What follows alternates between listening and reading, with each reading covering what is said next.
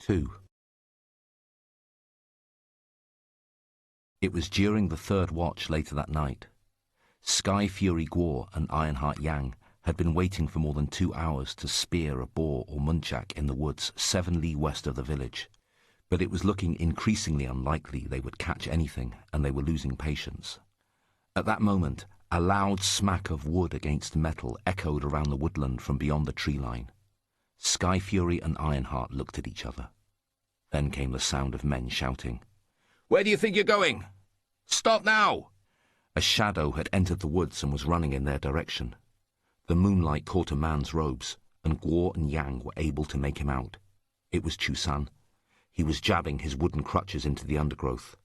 Knowing that he would struggle to outrun the men following him, Chusan flew straight up into the air and backed down behind a nearby tree. Guo and Yang looked at each other in astonishment. Chusan practices martial arts? By now, Chusan's pursuers had reached the edge of the woods. There were 3 of them, and they stopped, whispered something to each other, and began to walk towards Guo and Yang. They were dressed in military clothing, and each carried a saber, their blades flashing a cold green in the moonlight. "Damned cripple! We can see you! Come out and surrender!" Chusan stood utterly still behind his tree. The men were waving their weapons like machetes, swinging and chopping through the straggly bushes, slowly edging closer. Just then, thump! Chusan thrust his right crutch out from behind the tree, hitting one of the men squarely in the chest and sending him lurching backwards with a yelp. Startled, the other 2 men waved their blades in the direction of the tree. Using his right crutch for leverage, Chusan flew up to the left, dodging the flailing blades and thrusting his other crutch in one man's face. The man tried to block the crutch with his saber, but Chusan pulled back and swung his right crutch at the other man's stomach. Though he needed the crutches to support himself, he wielded them with speed and elegance. A saber cut into Chusan's bundle, ripping the cloth and spilling its contents all over the forest floor. Taking advantage of the distraction, Chusan smashed his crutch down onto one man's head, knocking him to the ground. Terrified, the last soldier turned to run. Chusan reached between the folds of his robes, and with a sharp flick of his wrist hurled something at him as he fled. It glinted an inky black as it sailed through the air, drawing a curve and landing on the back of the soldier's head with a dull thud. The man howled and dropped his saber, his arms waving wildly. He fell forward as if in slow motion and landed in a crumpled heap on the ground. His body spasmed twice, and then he was still. Guo and Yang watched, their hearts thumping, hardly able to catch their breath. "He just killed government officials. That's punishable by death," Guo gasped. "If he sees us, he'll kill us too, to keep us quiet." But they had not hidden themselves as well as they had thought. Chusan turned towards them and called out, "Master Guo, Master Yang, you can come out now." Reluctantly they rose to their feet, grasping their pitchforks so tightly their knuckles turned white. Yang looked at his friend and then took 2 steps forward. "Master Yang," Chusan said with a smile, "your family's spear technique is famous throughout our land. But in the absence of a spear, a pitchfork will have to do. Your best friend Guo, however, prefers to fight with a double halberd. The pitchfork doesn't fit his skills. Such friendship is rare." Yang felt exposed. Chusan had all but read his mind. "Master Guo," Chusan continued, "let's imagine you had your double halberd with you. Do you think together you could beat me?" Guo shook his head.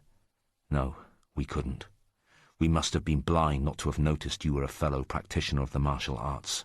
A master, even." "I don't have full use of my legs. How can I be considered a master?" Chusan shook his head and sighed. "Before my injury, I would have defeated those guards effortlessly." Guo and Yang glanced at each other, not sure how to respond. "Would you help me bury them?" Chusan continued. They looked at each other again and nodded. The 2 men did their best to dig a large hole using their pitchforks. As they were burying the last body, Yang noticed the black, round object sticking out of the back of the dead man's head. Yang tugged at it and succeeded in pulling it out. He had seen one of these before, a steel Taoist 8 Trigram disc. He wiped the blood onto the dead man's uniform and handed it back to Chusan. My sincerest gratitude. Chusan took the 8 trigram disc and put it back inside his robe. He then spread his outer robe on the ground and started to gather his belongings. Guo and Yang finished shoveling soil into the makeshift grave, and then turned to look at Chusan's collection, which included 3 scrolls, as well as several shiny metal trinkets. Chusan put a gold jug and bowl to one side. After tying up his bundle, he handed the jug and bowl to the 2 men. I stole these from the royal palace at Linan. The emperor has done enough harm to the peasants. It's not really a crime to take something back. Consider these a gift from me. Neither man moved. Are you afraid to accept them, or is it that you don't want them? We did nothing to deserve such gifts, Guo replied. That's why we can't accept them. As for tonight, you don't have to worry about a thing, Brother Qiu. Your secret is safe with us. Ha! Chusan scoffed. Why should I be worried? I know all about you. Why else would I let you walk away alive? Master Guo, you are the descendant of Prosperity Guo, one of the heroes of the marshes of Mount Liang. You are skilled in the use of the halberd, as taught to you in accordance with your family's customs. Only your halberd is short rather than long, and has 2 blades instead of 1. Master Yang, your ancestor is Triumph Yang, one of the commanders who served under the beloved General Yue. You are both descended from 2 of this country's most loved and respected patriots. When the Jin army conquered the north, you began wandering the lakes and rivers of the south, practicing your martial arts. It was then that you became brothers in arms. Together you moved here to Ox Village. Am I right so far? The 2 men nodded, astounded by the detail of Chusan's knowledge. Your ancestors, Prosperity Guo and Triumph Yang, were both rebels before they swapped sides to fight for the Song Empire, Chusan continued. Both stole from the government, which was in turn stealing from its own people. So tell me, are you going to accept my gifts or not? We are most grateful. Thank you, Yang said, as he reached out to receive them. Back home, Chusan said, slinging his bundle over his shoulder. I got some excellent things tonight, he continued, as the 3 men picked their way between the trees and out of the woods. 2 paintings by Emperor Huizong on a scroll of his calligraphy. He may have been a useless emperor, but his skills with the brush were quite superb. Once home, Guo and Yang buried their gold and made no mention of the night's antics to their wives. Autumn slowly gave way to winter. The days were getting colder, and the first flakes of snow were beginning to fall. Soon the earth was covered in a veneer of white that shone like polished jade. Ironheart Yang called to his wife. I'm going to get some food and rice wine before Sky Fury and his wife arrive. Slinging 2 large gourds over his shoulder, he left for Chusan's tavern. The snow was falling more heavily. As he trudged up towards the tavern, he noticed the door was shut tight and even the sign had been removed. Yang banged on the door a couple of times, shouting, Chusan, I'm here for some wine. Silence. He called out again, but still no response. He walked over to a window and peered inside. Everything was covered in a thick layer of dust. What's happened? Yang thought. I hope it's nothing serious. He spotted Chusan's daughter playing nearby, but she was too young to give him any answers. As Chu's inn was the only place to buy wine in Ox Village, Yang had no choice but to brave the blizzard and walk the 2 miles to Red Plum Village. At least there he would also be able to purchase a chicken for their meal. When her husband returned, Yang's wife, Charity Bao, put the freshly slaughtered chicken into a big pot along with some cabbage, tofu, and thin bean noodles. As it boiled, she cut and arranged a plate of cured meat and fish, and then went next door to call on Sky Fury Guo and his wife Lily Li, who had been suffering of late from morning sickness. Lily did not feel able to eat, so Charity stayed to chat and drink tea, sending Guo ahead. The 2 women returned to discover the men sitting by the fire, eating and drinking warm wine. Charity added more wood, then sat down beside her husband. The two men looked agitated. "What's the matter?" Lily asked. "Has something happened?"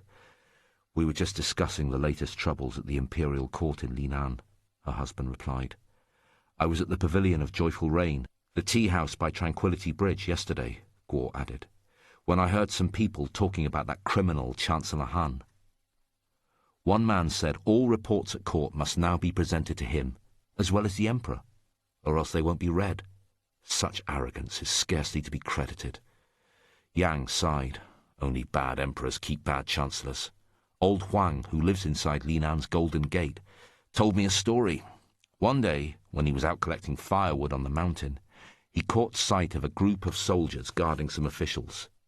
It turns out the Chancellor had come on a sightseeing trip with his men. Old Huang was minding his own business, cutting wood, when he heard the Chancellor say, 'What a delightful country scene! Such charming bamboo fences and thatched cottages. Shame there are no chickens clucking or dogs barking.' Then at that moment they heard barking from behind one of the bushes. Charity smiled. That little dog certainly knew how to please the Chancellor, I'll say. After a couple of barks, it jumped out of the bushes. And what kind of a dog do you think it was? Turns out it was our honourable friend, the magistrate of Linan, His Excellency, Mr. Zhao." Charity burst into laughter. "And that's how he'll earn his promotion," Guo concluded. They continued drinking as the snow fell outside, the wine warming their bellies. After a while, Guo and Yang decided to step outside to cool down. Suddenly, the stillness was broken by the sound of feet swishing across the snow. There, up ahead, was a Taoist monk, wearing a conical bamboo hat tied under his chin with a ribbon, and a cape speckled with large flecks of snow.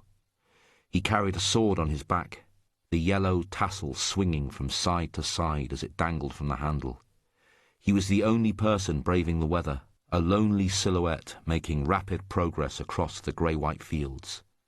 "Look at how he skims across the snow," breathed Guo in admiration. "A master of kung fu." "Indeed," Yang replied in equal amazement. "Let's invite him in for a drink." They hurried to the edge of the field in front of Yang's house. In the short time it had taken them to run the 100-odd meters, the monk had already passed by, and was some distance down the raised path that ran between the fields. "Your Reverence, please stop," Yang called out. The Taoist monk turned and gave them a cursory nod. "Such terrible weather," Yang continued, shouting through the snow. "Why don't you come inside and drink a couple of bowls of wine to warm up?" Within seconds, the Taoist was standing before them. "Why do you want me to stop?" His reply was as cold as the winter air. "Speak!" Yang was shocked and angered by the Taoist's tone, so he looked down at his feet and gave no reply. Guo clasped his fist as a sign of respect and said, "We were drinking by the fire when we saw you pass by alone in the snow, so we thought you might like to join us. Please forgive us if we have offended you." The Taoist rolled his eyes. "All right, if you want to drink, let's drink," he said, walking past them and in through Yang's door. This made Yang even angrier. Without thinking, he grabbed the Taoist's left wrist and tugged. "We don't know how to address you, Your Reverence." But the Taoist's hand slipped through Yang's fingers like a fish. Yang knew he was in trouble and stepped back. But before he could pull away, he felt a sharp, hot pain as the Taoist tightened his grip around his wrist. No matter how hard he struggled, he could not free himself, and he felt all his strength draining away as his arm went limp. Guo could see from his friend's crimson cheeks that he was in a lot of pain. "Your Reverence," he said, "please sit." The Taoist laughed coldly. He let go of Yang, walked deliberately into the center of the room, and sat down in one smooth movement. "You two young men are obviously from the north, but pretending to be farmers here in the south. Your accents give you away. And what's more, why would two farmers know kung fu?" He too spoke with a Shandong accent. Yang felt embarrassed and angry, and retreated to the back room. There he found a small dagger in a drawer, which he tucked into his shirt before returning to the front room. He poured out 3 bowls of wine, raised his as a toast, and downed its contents without a word. The Taoist looked past the two men and out towards the snow falling outside. He neither drank nor spoke. Guo guessed that the monk was suspicious of the wine, so he took the bowl intended for their guest and drank it down in one gulp. "The wine gets cold quickly. Let me pour you another bowl, Your Reverence. A warm one." He filled a clean bowl and handed it to the Taoist, who in turn drank it down in one. "It wouldn't have mattered if you had drugged the wine," the Taoist replied. "It wouldn't have affected me." Yang had had about as much as he could take. "We invited you into our home to drink with us, not to try and hurt you. If this is how you are going to behave, please leave now. It's not as if we gave you sour wine or rotten food." The Taoist ignored him and grabbed the wine gourd. He poured and drank 3 more bowls of wine in quick succession, and then untied his bamboo hat and threw it on the floor, along with his cape. For the first time, Guo and Yang could properly examine his face. He was around 30 years of age, with slanted eyebrows and a square jaw. His cheeks flushed red. His eyes had a penetrating quality. Next, he untied the leather bundle from his back and threw it down on the table. Together, Guo and Yang jumped up in disgust as from out of the bundle rolled a bloody human head. A scream came from the corner where Charity had been standing, and she ran into the back room, followed by Lily Lee. Yang's hand moved to his chest to make sure the dagger was in place. The Taoist gave the leather bundle a shake, and 2 more bloody lumps of flesh fell out, a heart and a liver. "You good-for-nothing Taoist!" Yang shouted, as he pulled the dagger from his chest and lunged at the monk. The Taoist was amused. "You want to fight?" He tapped Yang's wrist with his left hand. A numbing pain shot down through Yang's hands to his fingers. Before he realized what was happening, the dagger was gone. Guo was astounded. His friend's kung fu was much better than his own, but even Yang was powerless against the monk. Guo knew the move was the legendary bare-hand Caesar's blade, but he had never actually seen anyone perform it. Guo reached for the wooden bench he had been sitting on, just in case he had to block the dagger. But still the Taoist ignored them. Instead, he turned his attention to the heart and liver, which he began hacking to pieces with Yang's dagger. Then, without warning, he roared. The tiles on the roof rattled, and he chopped down so hard, the objects on the table jumped and the table split in 2. The head rolled onto the floor. Yang was furious. He reached for an iron spear in the corner and marched outside into the snow. "Come, I'll give you a lesson in the art of the Yang family spear." "A government lackey like you knows the Yang family spear?" The Taoist smiled as he followed Yang outside. Guo ran back to his house to fetch his double halberds. By the time he got back, the Taoist was standing ready, his sleeves flapping in the wind. "Unsheath your sword," Yang cried. "I'll fight you traitors with my bare hands," was the Taoist's only reply. Without warning, Yang launched straight into Deadly Dragon Flies the Cave, his spear a smear of red as the tassel spun and the tip swirled towards the Taoist's chest.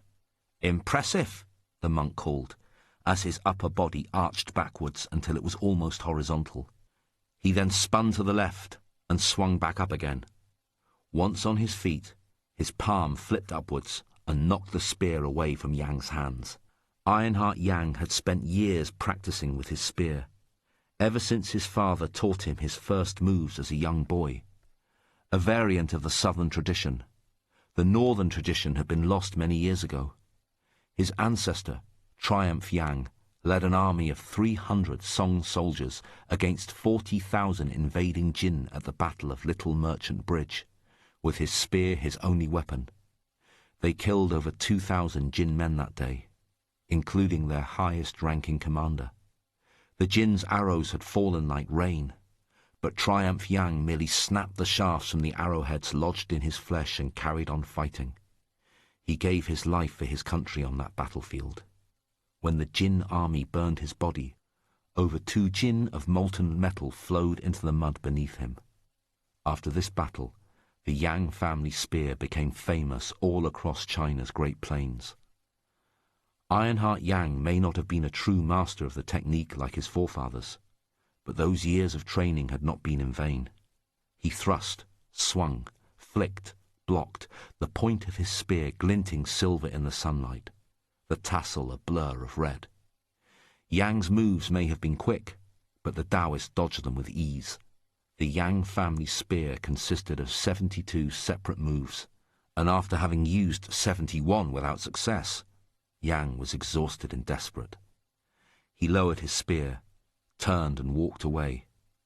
But just as he had anticipated, the Taoist came after him, and drawing together all the strength he had left, Yang pulled his weapon up into both hands, twisted at the waist, and thrust it back at the Taoist's face. Known as the returning horse, this move was traditionally used to break enemy formations. Triumph Yang had in fact used it to kill General Yue's brother before he left the rebels and joined the Song army. The Taoist clapped his hands together, clamping hold of the spear's point just before it plunged into his left cheek. Excellent! Yang put all his weight behind the spear and pushed, but it did not move.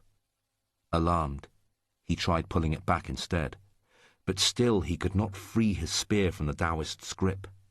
The Taoist chuckled. Suddenly he moved his right hand, and quick as light he struck the handle of the spear with his palm. Yang felt the base of his thumb and index finger go numb, and instantly the weapon fell to the snow at his feet. "You appear to know some Yang family spear after all," the Taoist smiled. "Sorry if I offended you. Will you do me the honor of telling me your name?" Still in shock, Yang answered without thinking. "My family name is Yang, my given name Ironheart." "Are you a descendant of General Triumph Yang?" "Yes, he was my great-grandfather." The Taoist cupped his fist and nodded his head in respect. "I mistook you for scoundrels, but it turns out that you are descended from patriots. Please forgive me. May I be so bold as to ask this gentleman's name?" "My name is Sky Fury Guo. He is my brother in arms," Yang said, "the descendant of Prosperity Guo, one of the heroes of the marshes of Mount Liang." The Taoist bowed again. "Your humble servant was rude and quick to make assumptions. Please forgive me." Guo and Yang bowed in return. "Not at all. Would the Reverend please come in for more rice wine?" Yang said, picking up his spear. "Of course. I'd be delighted to join you." Charity and Lily Lee had been observing the fight anxiously from the doorway, and at this they scuttled back inside to warm the wine. They sat at the table, and the men asked the Taoist his name. "My name is Chuji." Yang jumped up in surprise, and Guo was similarly aghast. "Master Eternal Spring?" "That is the name my Taoist friends gave me." Chuji smiled. "I dare not claim such a name myself." "Master Eternal Spring of the Chuanjun sect," Guo said. "I am honored to make your acquaintance." The two men cast themselves onto the packed earth floor of the cottage and kowtowed. Chuji leapt up from his bench and helped them to their feet. "I killed a traitor today," he began to explain. "The government's men were chasing me, and then you gentlemen suddenly invited me in for a drink. We were close to the capital here, and it is clear that you are not ordinary farmers, so I became suspicious." "My friend here has always had a temper," Guo said with a smile, "and then he tried to fight the master. You were right to be suspicious." "Indeed, farmers aren't usually that strong. I thought you were undercover government dogs." Yang smiled. "You weren't to know." The men continued to drink and chat until Chuji pointed at the battered head lying on the floor. "That's Wang Daoqian. He was a traitor. Last year he was sent by our emperor to convey his respects to the Jin emperor on the occasion of his birthday. But once there, he agreed to help them invade the south. I pursued him for 10 days before at last catching him." "We are so lucky to have met the master," Yang said. "Won't you stay a couple of days?" But just as Chuji was about to answer, his expression froze and hardened. "What's wrong?"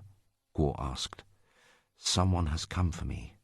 Whatever happens, You two must stay inside. Do not come out under any circumstances. Do you understand?" The two men nodded. Chu Ji picked up the human head and went outside, where he jumped up into the branches of a tree and hid among its dense crest of leaves. Guo and Yang had no idea what had just happened. They could hear nothing save for the howling of the wind. They waited, until a few minutes later they could discern from the west the faint sound of hooves beating against frozen ground. "How did he hear that?" Yang asked in a whisper. The rhythmic thudding of the hooves was growing louder, and on the horizon a cloud of snow was making its way towards the village. Before long, 10 riders dressed in black appeared and reined in 100 meters from their door. "The footprints stop over there. It looks like there's just been a fight." Several of the men jumped down from their horses and inspected the footprints in the snow. "Search the house," the man who appeared to be their officer barked. 2 more men jumped from their horses and hammered on the door. Suddenly, something came flying through the air from a nearby tree, thwacking one of the men on the head, with such force that it cracked open his skull. The other men started to yell as they surrounded the tree. One man picked up the object and cried out in shock, "His Excellency Wang's head!" Their commanding officer pulled out a saber, and the remaining men rushed to form a ring around the tree trunk. The leader shouted another order, and 5 men raised their bows and shot into the dense clump of leaves above them. Yang reached for his spear, but Guo grabbed at his arm and hissed, "Master Eternal Spring told us not to go outside. Let's wait a while at least. If he gets into trouble, we can help him then." Just then, an arrow came hurtling from the branches above and hit one of the men, still on his horse. He cried out, dropped from the horse's back, and landed in the snow with a dull thud. Chuji removed his sword, jumped down from the tree, and sliced through 2 of the men before the soldiers could react. "It's the Taoist!" Chuji bowed quickly and then, sha, sha, sha, slashed his sword through the whipping wind, knocking another 2 men from their horses. Yang watched in awe, trying to follow the movement of the master's sword. Chuji had obviously held back during their duel. If he had not, Yang would be dead by now. Chuji moved as if he were being carried by the wind, as he bounced and hopped between the horses, branches, and the ground. His next opponent was the commanding officer, who continued to bark orders at his men. He had a certain gift for fighting, but Guo and Yang could tell Chuji was deliberately prolonging the duel so as to use breaks in their fight to outmaneuver the other men. If he killed the leader before he managed to kill his men, they might run. By now there were only 6 men left. The officer knew they could never defeat the Taoist, so he turned his horse and tried to escape. Chuji reached out with his left hand and grabbed the horse's tail. Pulling on it lightly, Chuji lifted himself from the ground. Before he had landed on the horse's back, he had already sliced his sword straight through the officer's back to the base of his spine. Chuji threw the body from the horse, grabbed hold of the reins, and started to chase the others, his blade dancing silver against the grey-white of the storm.